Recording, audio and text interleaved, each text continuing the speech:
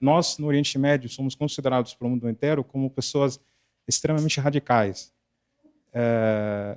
Mesmo que a religião para nós seja muito individual. O Egito tem 9 milhões de cristãos, jamais um egípcio muçulmano iria para uma mulher cristã, diria a ela, por que você não usa o véu?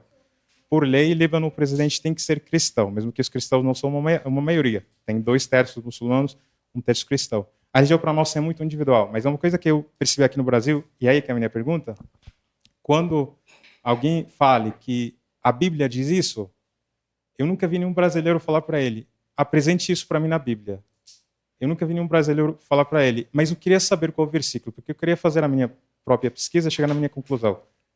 Qual é o motivo dessa não queria falar submissão, mas qual é o motivo dessa concordância quando alguém usa a Bíblia como uma ferramenta política no Brasil? Freud, que era judeu, ele escreveu um livro chamado Moisés e o Monoteísmo, onde ele conta um pouco a história da formação da religião judaica, que ele mostra que é uma mistura de várias religiões que foram se juntando durante todo um período. Então, por exemplo, você encontra aí, numa parte da Bíblia, a pessoa fala, o cara pergunta para Deus, né? O Moisés pergunta para Deus quem ele fala, eu sou quem eu sou, né?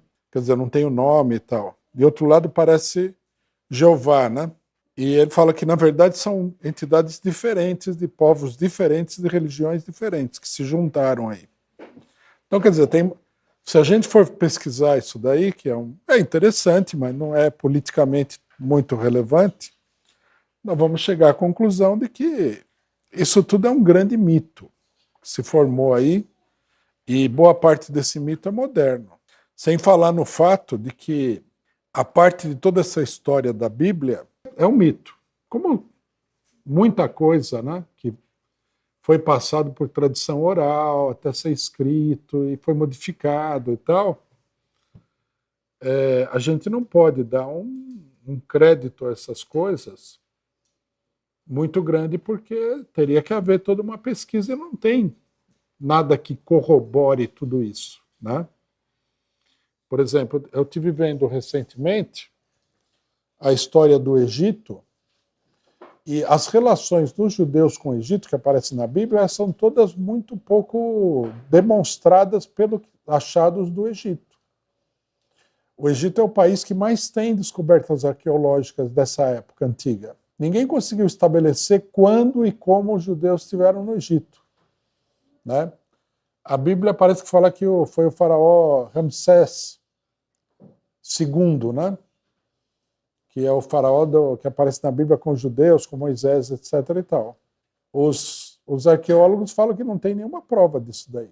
Pode ter sido ele, pode ter sido outro, pode ter sido qualquer coisa. Não há corroboração, né? Precisaria, sei lá, com o desenvolvimento da pesquisa arqueológica e de outras coisas, pode ser que, né, se tirem outras conclusões.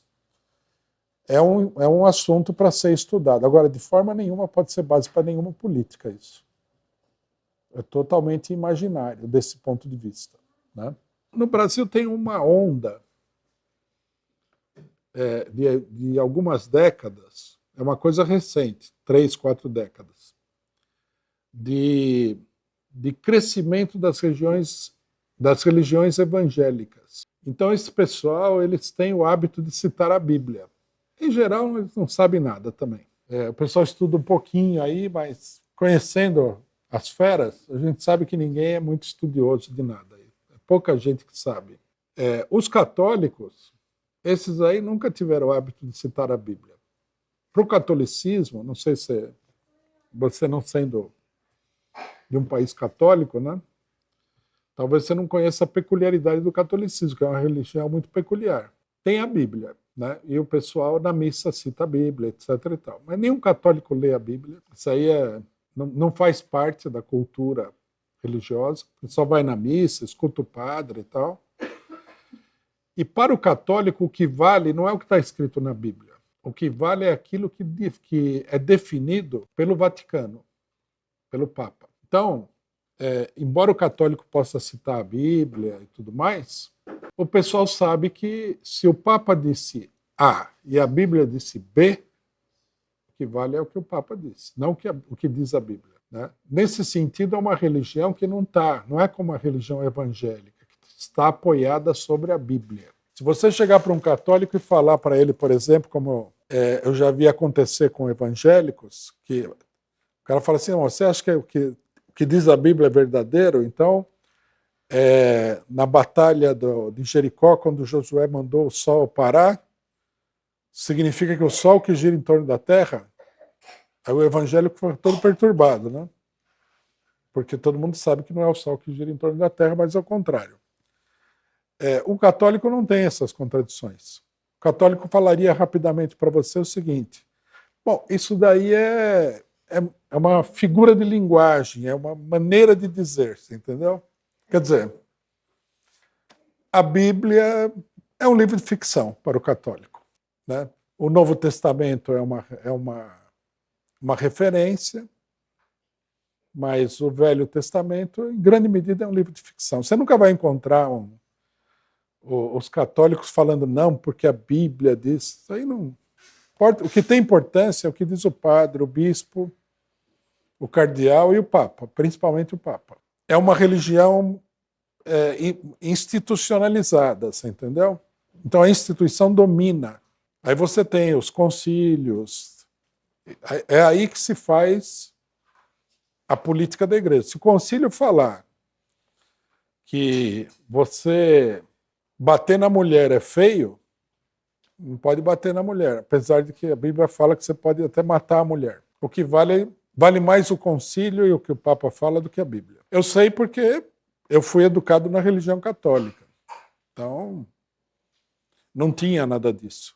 Os melhores defensores da religião católica, eles se baseavam na lógica, na filosofia e tal, muito pouco na Bíblia, que eram os jesuítas, que foram o grupo mais, ideologicamente, mais combativo dentro da Igreja Católica. Agora, hoje em dia, é um negócio muito solto. Você vê que o Papa Francisco aí é liberal nos costumes, né? Teve Papa anterior que o cara não dava a menor abertura para nada. Então, quer dizer, não é uma cultura, não é como o judeu, não é como o judaísmo, não é como o protestantismo e não é como a religião muçulmana, que dão muita importância ao texto sagrado. O católico não dá essa importância. Por isso que você deve ter visto gente que o cara chega e fala, porque a Bíblia diz isso. No fundo, o cara não vai brigar, porque ele é brasileiro, ele não briga à toa, né? Mas ele vai pensar o seguinte, e aí que a Bíblia diz isso daí? Estou ligando muito. Mas você não é cristão e tal? Sou, mas para os católicos, citar a Bíblia não pode até fazer um efeito, mas não é como as outras religiões, não. E no Brasil, isso é mais acentuado ainda, porque o brasileiro, no final das contas, não leva nada a sério. O pessoal quer, no mundo todo, o pessoal quer ser sério. O brasileiro olha e fala assim, isso aí não é sério. O que é uma qualidade. Não, veja bem, não estou criticando, é uma qualidade. Você não tem que levar muita coisa a sério mesmo. Né? Por exemplo, só para exemplificar e terminar. Os evangélicos aqui, eles sempre foram considerados assim pela maioria católica, agora eles cresceram muito, mas antigamente, quando eu era criança, por exemplo, eles eram considerados como um grupo meio bizarro. Né? O pessoal apelidou eles de crentes. Você veja só o espírito do brasileiro. Apelidou o outro de crente. Com uma ideia pejorativa. Né? Quer dizer, o que significava esse negócio de crente? O cara é um ingênuo, ele acredita demais nas coisas. Não tem que acreditar tanto assim. Não, mas é mesmo. O Brasil é um país muito peculiar nesse sentido, bem diferente do resto.